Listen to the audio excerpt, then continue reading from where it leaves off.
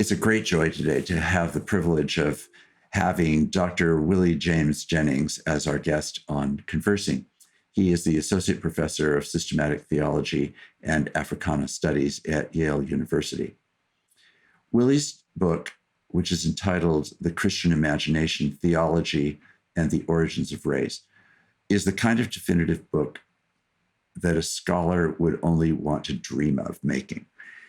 It not only was magnificent in its own being, but the fact that it also got such recognition and honor with many different awards, of which the Grawemeyer Award in Religion, which is the largest prize for theological work in North America, was given to this book when it was published in 2010. He's done a significant number of other writings, articles, and speeches, but he's also published a book that we're going to focus on today, which is a fairly recent book in 2020 that's entitled After Whiteness, an Education in Belonging. We'll come to that in a few moments. But Willie, thank you so much for joining us today. Glad to be with you, Mark. Always a joy. One of the things that makes having you on is a joy is that you went, of course, to Calvin as an undergraduate, then you went to Fuller for your MDiv, then you went on to Duke as a student and earned your PhD, but then you continued there on the faculty and in the administration of Duke Seminary for a substantial period of time, and now you're at Yale. So it feels like old home week. It also feels like old home week in that sense to have you here because of also being a trustee at Fuller at this very moment, and in one of Fuller's most important seasons of redefinition. And that's one of the great gifts that I'm aware that we have in having you on the board as well. So Willie, I want to jump into a word right off the start that I think is really the word that, for me, captures a great deal of your thought, and in particular in your book, After Whiteness, emerges as even that much more prominent now as I think about your vocabulary. And it's really the word communion.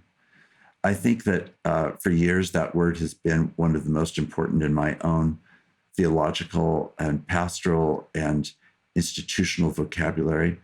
And in your work, in this most recent work, it's really the central theme in many ways.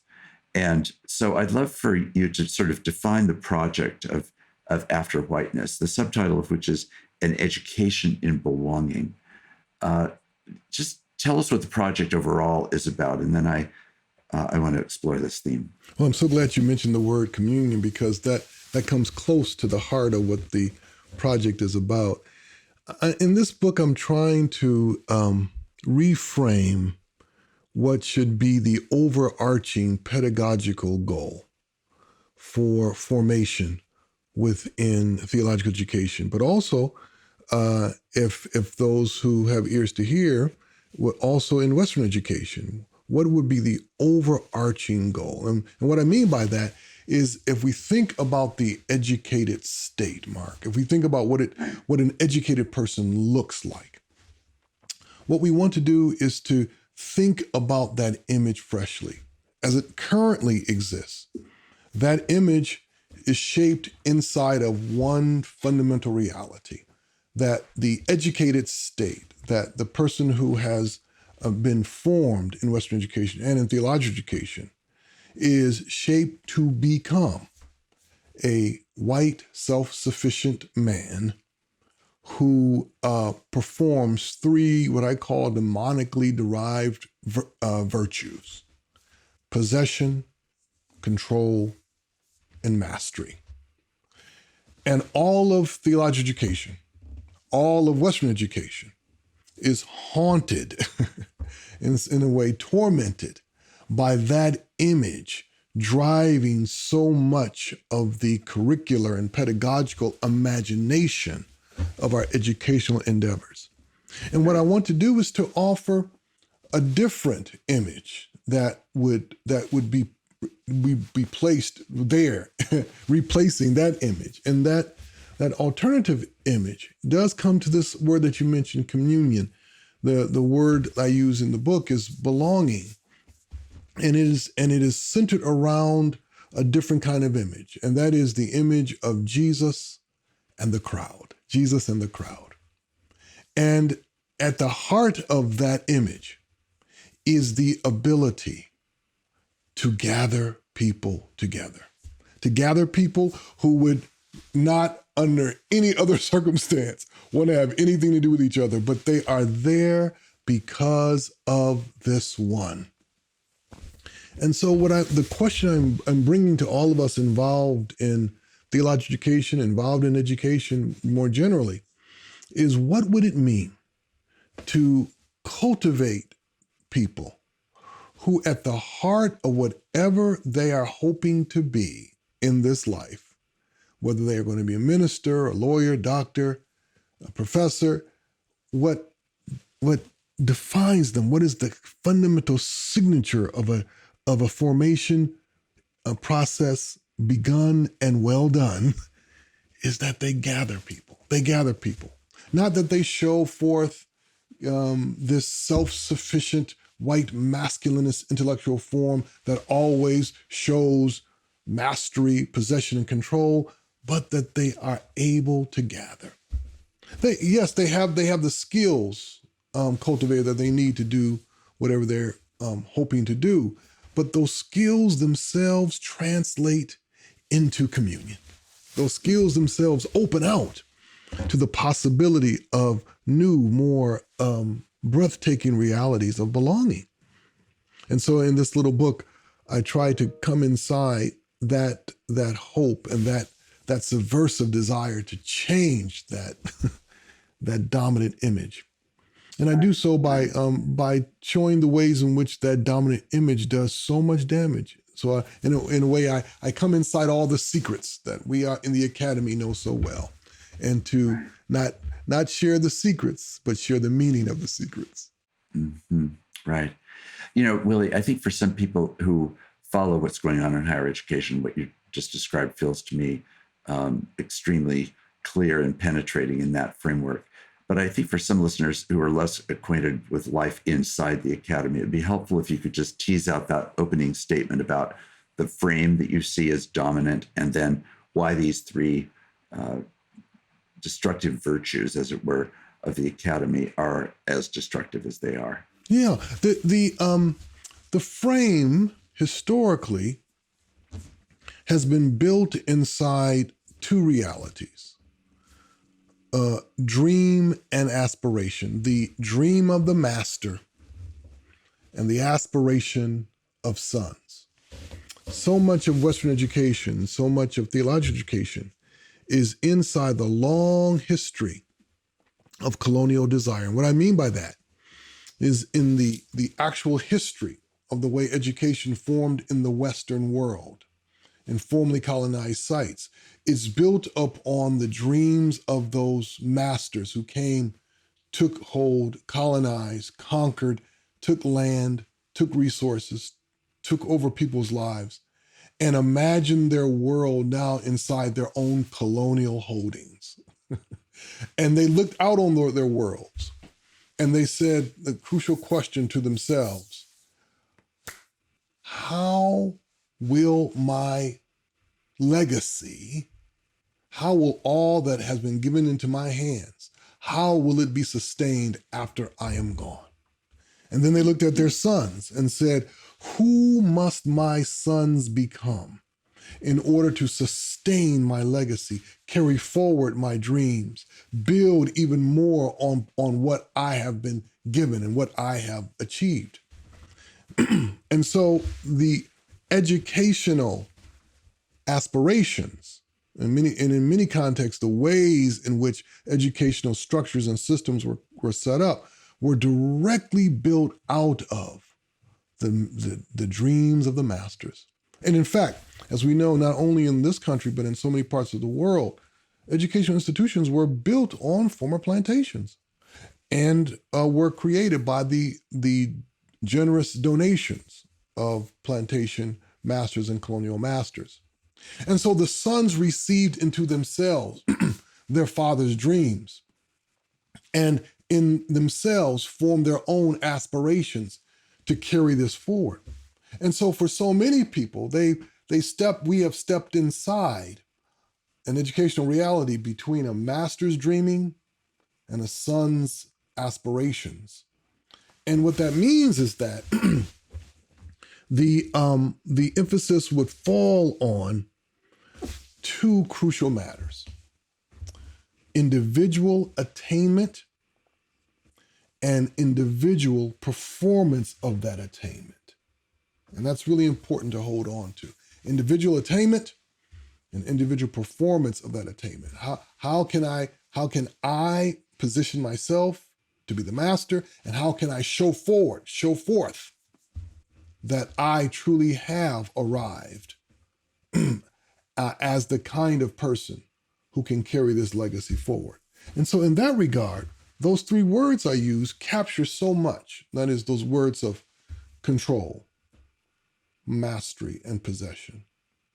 Control of oneself, inside an image of self-sufficiency. That is, that one is not pulled by the extremes of either greed or lust or gluttony or anger or emotion. One is able to control oneself. One is able to possess what one has been given. One is able to hold on to it, build upon it, and then one shows mastery of it. One shows the skills to deploy it and use it and bring it forward into higher productivity. And all of this is imagined as for the common good. All of this is imagined for the common good. Right. So to form an institution, to form a city, to form a country requires such men. And that logic is deeply embedded in the trajectory of Western education, and especially in theological education, because theological education was set up as the place that would cultivate such men and be led by such men who have been cultivated in this way. Right. So let's use this as a focus then to come back to your experience at Fuller when you were a student. So in what way was Fuller the evidence of the paradigm that you're just describing and its problems? And to what degree was Fuller a counterpoint? I want to just say, I know that you've spoken generously about the positive influence of Fuller, and I'm super grateful for that. And I'm not trying to set you up to now become its harsh critic. If you have such words to share, I'm just thinking, let's just ground it in a reality that I know and that you were a part of. How did it almost validate what you're describing and then subvert it, if it did? Well, it happened in such beautiful ways, both in terms of the validation of the problem and the subversion of it. The validation was in the way in which the educational ecology of Fuller existed when I was here as a student. So let's look at three sites of that ecology. One, sure. the typical seminar, especially the seminars that involve doctoral students, that involve folks wanting to go on to do doctoral work. There in those seminars, the goal was to show as best you can mastery, possession, and control. And you would do it by any means necessary. In many respects, what we were learning was inconsequential to us being able to perform the fact that we knew something. And so it was often counterproductive to learning. The learning actually took place when we would go over to the Catalyst and break out cups of coffee and actually, without the professor and without that guy or that guy who, is always talking, actually just say, well, what do we actually think about what we were reading? And so the learning never really took place in the seminar. It always took place when the seminar was over. We knew the seminar was just a battleground. The other was in the way in which the attainment of knowledge was presented. That coming to Fuller, the question about how much of the biblical language did you know coming through the door? and how much of it, how much can you show that you have mastery of it as you are moving through your classes and moving through the hallways? It showed up in the courses where there was an emphasis on kind of individual performance, like homiletics, like preaching, like in a certain field education settings. And of course, in those informal conversations where people are trying to show, why they are among the best at Fuller. So in these ways, and of course, the faculty, as wonderful as they were when I was a student, they were profoundly aligned to noticing only those students, primarily those men, who reflected back their own striving for control, possession, and mastery. And so the tiny cabals of a professor with the 3 or 4 guys normally who he had designated as the anointed ones in the classroom. Yes. And then everyone else just comes and goes. But this reality was subverted by the students who were coming when I was at Fuller, especially the women students. The women students who were coming not trying to become men, who are not here to be men. The students, the international students and the other students of color who were coming, who actually had a different goal for moving through Fuller. And of course, that goal not really being honored, but it being at least articulated by students. And present. Then there were the students who were at Fuller and they were trying to escape that. The second career students and the other students who came and who, they had enough of that in the corporate world. They had enough of that in other walks of life. And they were here because God had called them here. And so, they always pushed back against that aspiration that they saw in their faculty and they saw in many of the students who really wanted to be recognized as the future of the church and the future of the academy. And so in all those ways, it was on display.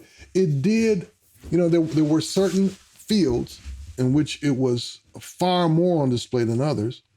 So in Bible, in theology, in historical studies, historical theology, it was supremely on display. And in fields that were seen, the ministerial fields that were seen as less tied to the carrying forward of a legacy, less tied to exhibiting mastery, possession, and control, there was a little less of it. But there were still those who wanted to be seen as white, self-sufficient men who embodied mastery, possession, and control. It's a really remarkable analysis. I do think, I admire the beauty of the books that are behind you and your library.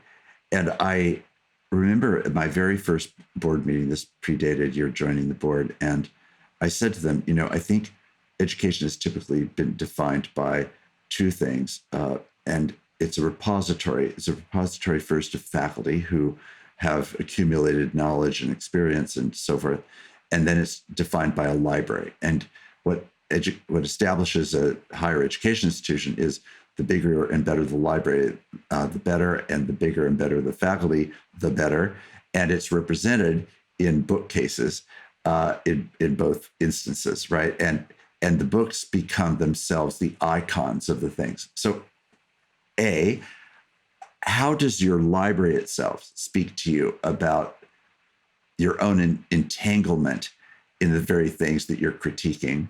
And how does it also enable you to become an icon for something that's beyond that critique? Both things are happening, I realize. So just talk about that. Well, I had a wonderful opportunity to talk to a group of African American and African diaspora pastors yesterday as a part of the Peyton Lectures, and I was so thankful for that opportunity to talk with those pastors under Brother Radcliffe's leadership.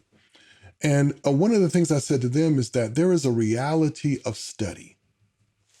There's a reality of study that precedes and is more encompassing than the formal academy. And these days, it's often talked about in terms of Black study, the desire to Right. learn, the desire to think and to think out loud without the formality of the academy. And what's at the heart of that, and what's always been at the heart of that for me, is a love of reading and a love of books. So long before I understood about the what the display of books and the performance of scholarly vision looks like, I was a lover of books. I grew up in Grand Rapids, Michigan. Anybody who's ever been in Grand Rapids, Michigan knows that if you don't wind up loving books, something's wrong with you, because you're surrounded by bookstores. Yes. Yes. Erdman's, Zondervan's. There was a bookstore called Kriegel's, and then there was Baker, and they all had warehouse outlets. Yes. Yes. And I came from a Yes. family of readers, and so part of it was the recognition that my love of reading, my love of books, signaled, at least as I understood it, trying to signal that my reality of a thinker and of one who wants to engage ideas isn't confined to the academy, isn't tied to the academy. So when people look at my books, I want them to first see not the academy. I want them to see somebody who beyond the academy loves books.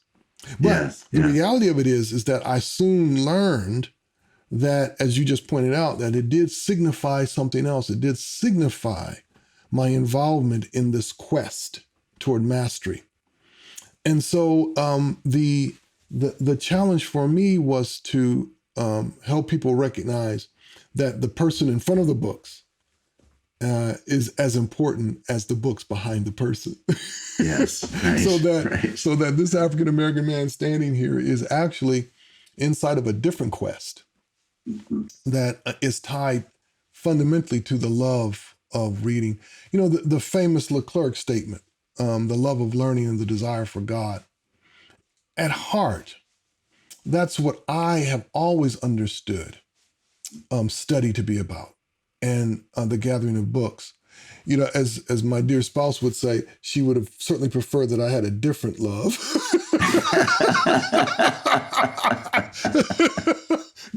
given how much of her life has been Yes. subject to a man who he and his boxes are always and everywhere. When she first met me, the first time she came over to my apartment, she said, "Boy, you got a lot of books."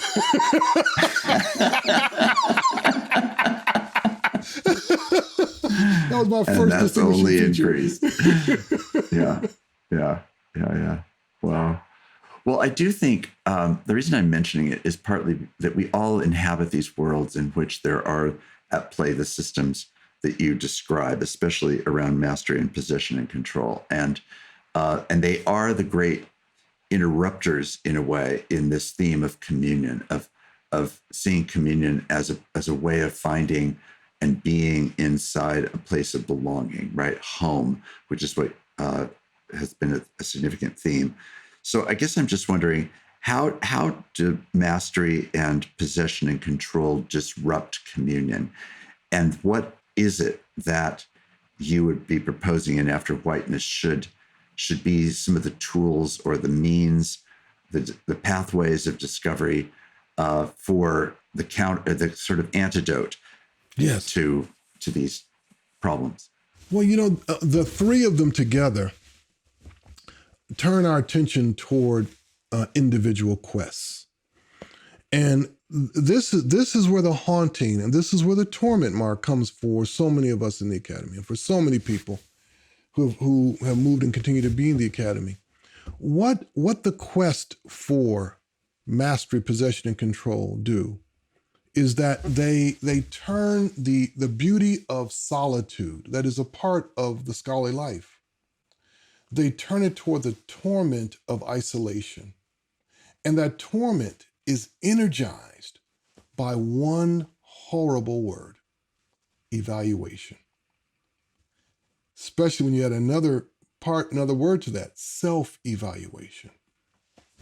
And so what the quest to achieve these three things is that they create a never-ending struggle against horrific self-evaluation and the creation of evaluative structures that constantly reinforce that self-evaluation. And it turns, as I said, it turns the beauty of solitude into a movement towards siloed existence. And this, as we know, continues to be one of the great problems in the academy. That is, the problem is not people wanting to know something, wanting to have a good sense, a good idea of what they're trying to learn and be driven by the curiosity. The problem is when the myopia sets in, when the blinders set in, and when they look out at the world through a constrained view, and such that, for them to understand themselves as a part of a larger educational project is a real struggle. And there are so many academics who struggle mightily with seeing themselves as a part of a larger project. They simply see the school, they see the administrative work, they see students all as ancillary, all as outside of what they really are about. And it's the quest to make sure I have figured out this next thing so I can write this next thing, that I can produce this next thing. And it is precisely that reality that not only thwarts a vision of belonging and communion, but has presented a vision of the intellectual life, as I say in the book, banishes belonging and communion, actively banishes it, and sees it as antithetical to cultivating intellectual excellence. And so the challenge is, how do we reconfigure? And so in the book, what I try to do is to start to talk about how might we reconfigure the very shape, not only of the intellectual life, but the shape of the formation into the intellectual life. Right. So that each chapter tries to take a piece of what's necessary. The chapter on fragments tries to reshape our sense of what we have our hands on. The chapter on design tries to reshape what it means to design educational experiences and learning experiences, and to think of them against the problem of the colonial wound that we all have. The chapter on building is how to rethink what an institution, an educational institution, is supposed to be about.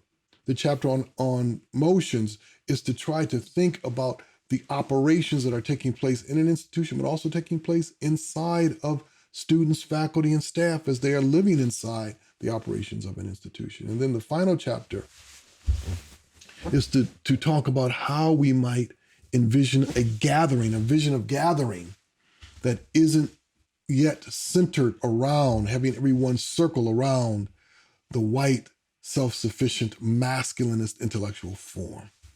And so I try to, in a sense, break it down so that people can see what's possible if we can reimagine the work that we do day by day. Right. For many years, I served as a pastor in Berkeley, surrounded by the University of California, Berkeley. And that meant undergraduate, graduate students, and a lot of faculty and staff. And over the course of the time that I was there, which altogether was about close to 25 years, I was just so struck by everything that you're describing here as both the hope and the neurosis of the university.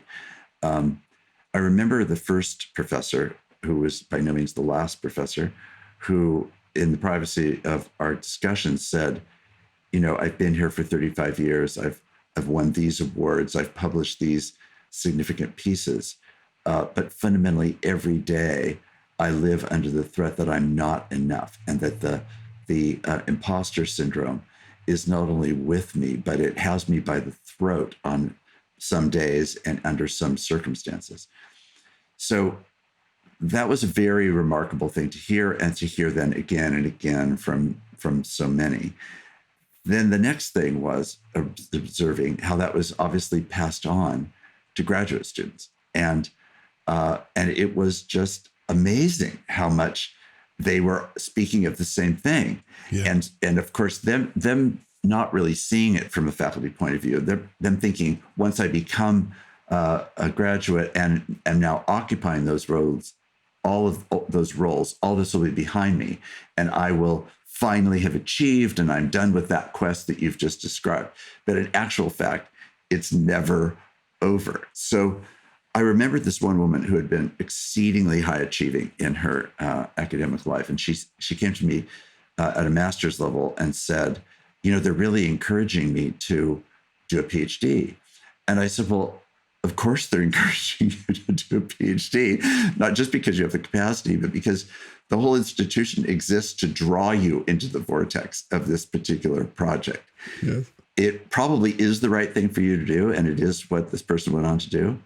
But it will also be potentially your undoing, because it's going to both feed your greatest strengths and your greatest neuroses. Right. And isolate you, subject to the word that you just said again, this incredible sense of isolation. Mm-hmm. So it feels to me like just that little narrative is a distillation on a kind of observational level of the way that this just plays in ordinary time for people that are in, quote, ivory tower contexts, who are actually full of anxiety and fear and uncertainty and protectiveness and defensiveness. And all of that is created by the culture. And I remember moving from being a pastor to being on the faculty at Fuller before I became president, and being so struck that I had moved into a culture where evaluation was really its fundamental operating system. Yeah. And that was not the operating system of a local congregation.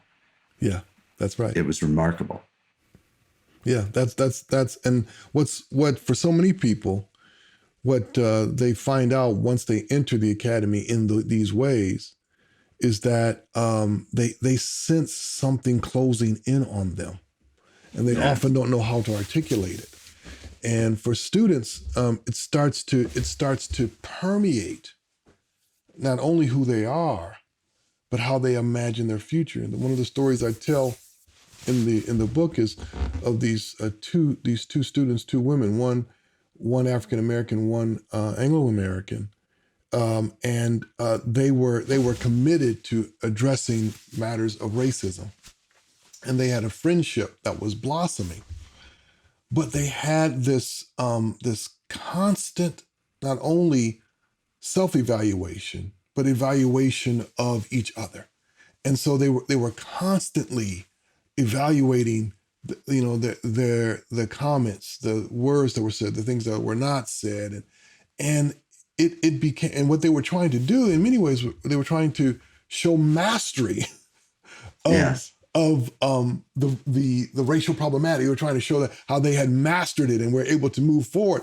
And it eventually became too much for their friendship. And the friendship just collapsed under, the friendship didn't collapse under a kind of failure of desire for one another. It collapsed under a perceived failure at mastery. And it was tragic to watch. But this is the way in which the academy often creates in so many people, right in the places where they imagine they're creating community and communion, or community and collaboration. They are actually intensifying people's movement into isolated, siloed ways of reflecting on life and life together. And that, and unless we understand that that's what's happening, we chalk it up to individual failure, individual intellectual or individual moral weakness. Right. Well, I remember again in that same talk that I gave at the board, my first meeting. A, education is a repository, but B, Fuller needs to become a place which is actually much more like a portal, and a portal into universes in which God is active and alive. They are divergent and different. They're in turmoil and challenge. They have all sorts of issues within them that have to be worked out. But really, it's how are we going to be a portal, and how do we make sure that the repository is not, as it were, the high water mark, but an invitation to what lies beyond that high water mark, into worlds which you're now better able to know, to discover. And yes, I'm sure it is partly elements of mastery and possession and control, but I hope it's also this theme of communion. So I wonder, really, coming back to Fuller, if you were to take the critique and hold up both the crises and the hopes of this book, After Whiteness, what would you want to say to Fuller? Just imagine that you're the king of the universe and that you get to define Fuller in light of the observations. What would you say are one or two of our greatest challenges and one or two of our greatest hopes, would you say? I think one of the great challenges for Fuller is to speak out loud together the image of the educated, the image of the formed Fuller student, at the point at which we're shaking their hands and hugging them and thanking them for having spent their years here. What is that image? And that image, I don't mean that singular person, right? But what are the fundamental characteristics that will define a Fuller grad? And here, as we do in education theory, we think backward from what we're trying to do, and to ask, who must we be? Who must we be to make that possible, to help form this person? This person isn't putty. They're an active agent in the formation process. But what do we do to help that? And here is where Fuller has to, I would say, face the glories and the horrors of the evangelical legacy, the evangelical intellectual legacy. The glories of it is that it is an intellectual legacy of wanting to articulate clearly, rationally, and beautifully what faith in Jesus means. The horrors of it is that it's often wanted to prove itself in the wider intellectual arena, in the arena of the university, wanted to show that we're just as smart as, and then you fill in the blank. And that aspiration has meant that oftentimes, at the very heart of evangelical intellectual activity has been a doubling down on trying to create self-sufficient, white, masculine intellectualist form that shows possession, mastery, and control, because we want to be seen as not fideistic, unthinking believers, people who believe in God, that we are as rationally serious and rigorous as anyone else. We can stand toe-to-toe with any atheist intellectual. That in some ways we understand that desire, but when that desire is unhooked from the reality of cultivating belonging, then it will not be a passenger. It will quickly wish to be the driver. Right. And so my greatest hope for Fuller is that it could start to examine deeply together. What is the image? What's the image? And if we want to think about our Savior, then Jesus in the crowd I would commend as an image to start to think through in terms of the educational endeavor. Now, the great possibility of Fuller, which is a possibility not, in my opinion, not matched by any other institution, is the gift of God's fabulous diversity that flows in and through Fuller's life as part of its legacy. To be in a Fuller class is to be in the presence in many ways of a reality of the church equaled only by maybe the Roman Catholic Church at its most significant gatherings, because they're Christians from everywhere. Mm-hmm. And so there is the possibility of, if we listen carefully to that diversity, of crumbling right there from within the white, self-sufficient, masculinist form.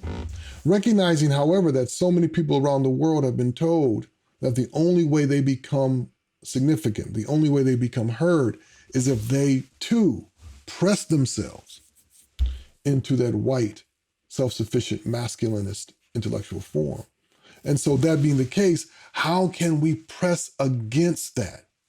Yes. Now, this is difficult because, again, when we think about the various disciplines that have been a part of the Theology Academy since Schleiermacher articulated them, the various disciplines have, in many ways, been housing this guy happily for centuries now, and Right. especially the disciplines like Bible, the disciplines like New Testament and Old Testament, the disciplines in Hebrew Bible, the discipline like theology and historical theology and philosophical theology, the different like and ethics, and history, American history, medieval history, and so forth and so on. These disciplines have often, especially in the hands of aspiring young evangelical scholars, these disciplines have often bent their knees, bowed their heads to that man, wanting to show themselves fully in that man. But it's also present, as we know, in the reality of homiletics. It's also present in the way many people have understood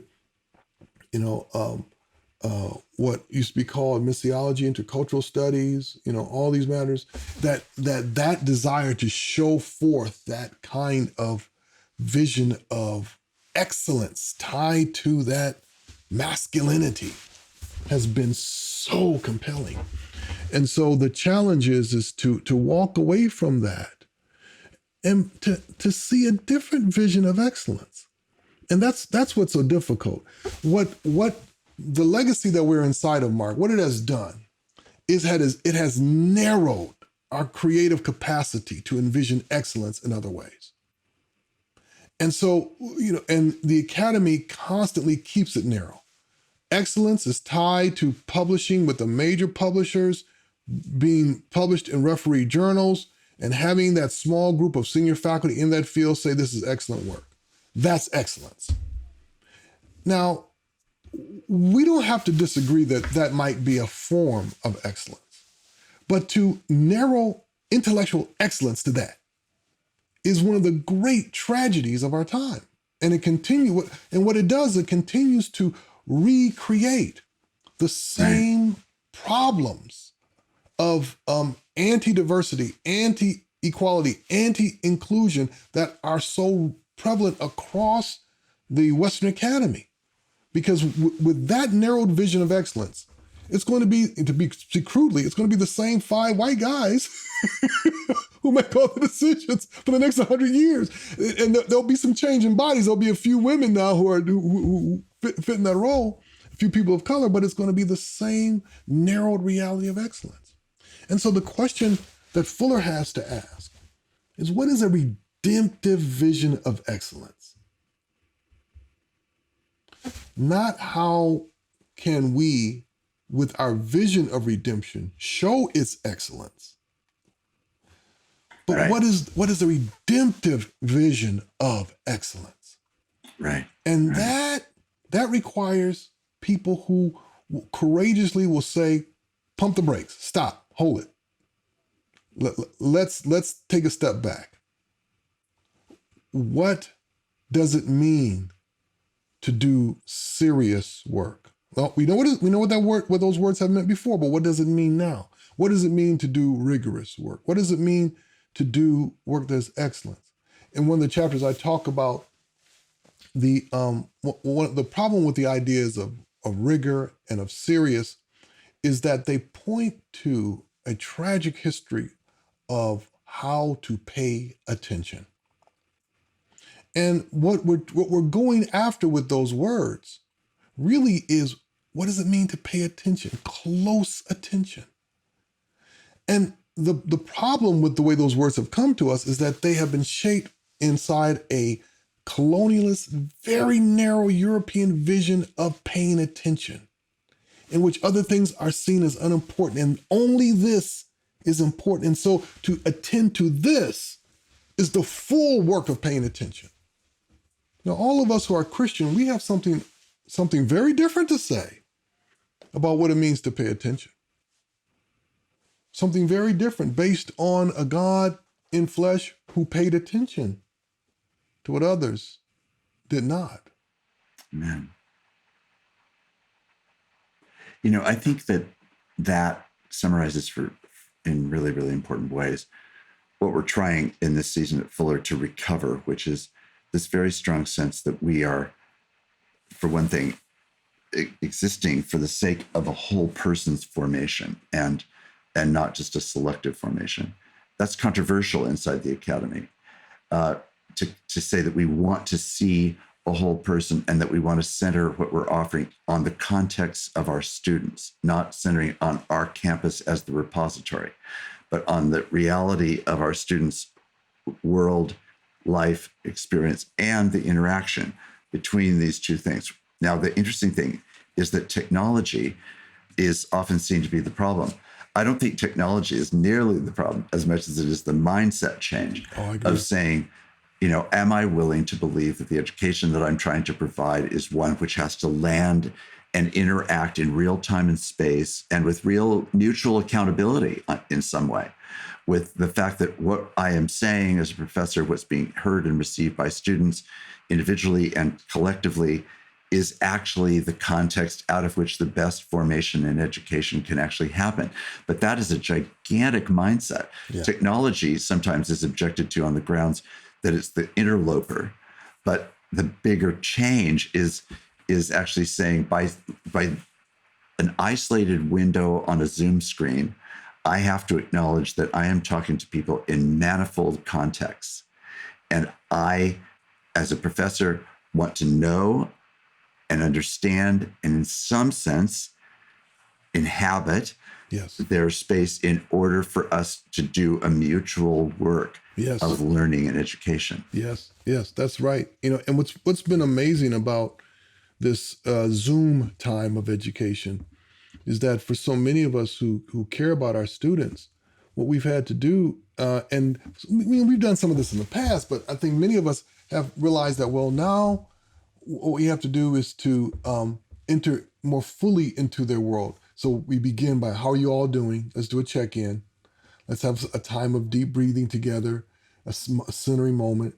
Let's have a bit of devotion. Let me open my screen earlier so we can just come and talk. I'm going to hang around a little while longer so we can just hang and talk, because it's the recognition that I really, in order to do this, I have to connect with you, and I have to see you.